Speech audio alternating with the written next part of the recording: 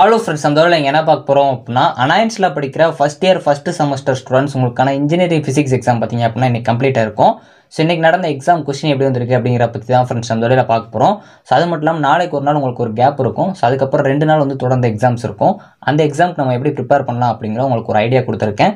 So ஒரு planning கொடுத்துருக்கேன். அதையும் வந்து பார்த்து தெரிஞ்சுக்கோங்க. கண்டிப்பாக உங்களுக்கு ரொம்ப யூஸ்ஃபுல்லாக இருக்கும். ஸோ அதெல்லாம் என்ன அப்படிங்கிற பார்க்கலாம். ஸோ வாங்க வீடியோக்குள்ள போகலாம். ஓகே ஃப்ரெண்ட்ஸ், ஃபஸ்ட்டோட தானே பார்த்தீங்க அப்படின்னா அனாயன்ஸில் படிக்கிற first year first semester students உங்களுக்கான இன்ஜினியரிங் ஃபிசிக்ஸ் எக்ஸாம் பார்த்தீங்க அப்படின்னா இன்றைக்கி கம்ப்ளீட்டாக இருக்கும். இன்றைக்கி நடந்த எக்ஸாம் கொஸ்டின் எப்படி வந்திருக்குன்னு பார்த்தீங்க அப்படின்னா மெஜாரிட்டியாக கொஸ்டின் ஈஸி அப்படிங்கிற மாதிரி தான் வந்து சொல்லியிருந்தீங்க. ஸோ நம்ம கொடுத்த கொஸ்டின்ஸ் எல்லாமே வந்துருந்துச்சு அப்படிங்கிற மாதிரியும் சொல்லியிருந்தீங்க. ஸோ நம்ம சேனல்லே கமெண்ட் டாப்பில் ஒரு ஓட்டிங் வச்சிருந்தோம். எனக்கு கொஸ்டின் எப்படி வந்துருந்துச்சு அப்படின்னு சொல்லிட்டு அதில் ஈஸி அப்படிங்கிற மாதிரி தான் பாசிட்டிவாக ஓட் பண்ணியிருக்கீங்க. ஸோ அதேமாதிரி ஓவராலாக இன்றைக்கி எக்ஸாமில் ஈஸியாக பாஸ் ஆகலாம் அப்படிங்கிற மாதிரி தான் வந்து ஓட் பண்ணியிருந்தீங்க.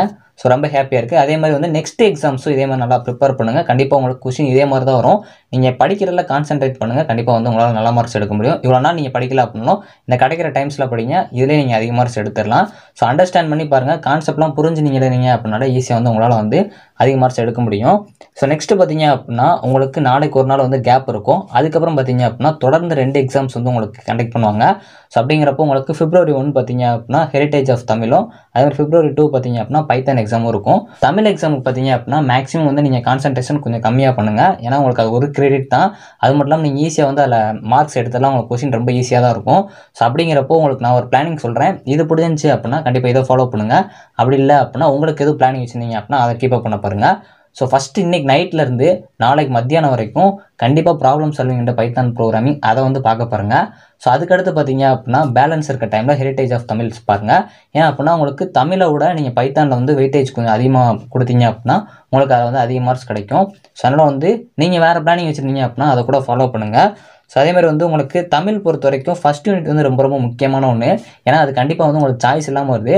ஸோ அப்படிங்கிறப்போ வந்து அந்த யூனிட்டை நல்லா தரவு பண்ணுங்கள். ஸோ உங்களுக்கு ஒரு சில கொஸ்டின் சொல்கிறேன். இதை மட்டும் படிக்காமல் இதையும் வந்து நல்லா கான்சென்ட்ரேட் பண்ணி படிச்சுக்கோங்க. திருக்குறள், மேலாண்மை கருத்துக்கள், ஸோ அதேமாதிரி வந்து பாரதியார் பாரதிதாசன் பங்களிப்பு, நடுக்கல், சோழர்களின் வெற்றி, ஸோ தொல்காப்பியம் மற்றும் சங்ககாலம், தமிழர்களின் விளையாட்டுலேருந்து நிறைய டைம்ஸ் கேட்டிருக்காங்க. ஸோ அதேமாதிரி கல்வெட்டுக்கள், மூவலூர் ராமாமிர்தம் ரொம்ப ரொம்ப முக்கியமான ஒன்று, சித்த மருத்துவம் இதெல்லாம் வந்து பார்த்து வச்சுக்கோங்க. இது போக நிறைய இது பார்த்து வச்சுக்கோங்க. மேக்ஸிமம் வந்து நீங்கள் 10th வரைக்கும் தமிழில் ஒரு சப்ஜெக்ட் எடுத்து படிச்சிருந்தீங்க அப்படின்னா உங்களுக்கு தமிழ் எழுதுகிற மாதிரி இருக்கும்னு நினைக்கிறேன். ஸோ அப்படிங்கிறப்போ நீங்கள் தமிழ் எழுதினீங்க அப்படின்னா ஈஸியாக தான் இருக்கும். இங்கிலீஷில் இருந்தாலும் பிரச்சனை இல்லை, நீங்கள் போனால் கூட எழுதுவீங்க.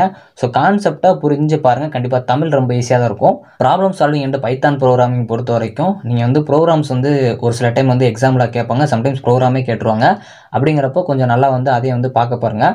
ப்ராப்ளம் சால்விங் என்ற பைத்தான் ப்ரோக்ராமிங்கை என்னோட ப்ரிஃபரன்ஸ் படி நீங்கள் ஃபஸ்ட்டு படிக்கிறது பெஸ்ட்டு. ஸோ அதுக்கப்புறம் தமிழ் படிக்கலாம். இல்லை நீங்கள் வேறு சாய்ஸ் வச்சுருக்கீங்க, இல்லை வேறு மாதிரி பிளானிங் வச்சுருந்தீங்க அப்படின்னா அதை கூட ஃபாலோ பண்ணிக்கோங்க. கண்டிப்பாக அந்த ஒரு நாளை நல்லா யூஸ் பண்ணிக்கோங்க. ஸோ அதுக்கடுத்து உங்களுக்கு தொடர்ந்து 2 எக்ஸாம்ஸ் இருக்குது.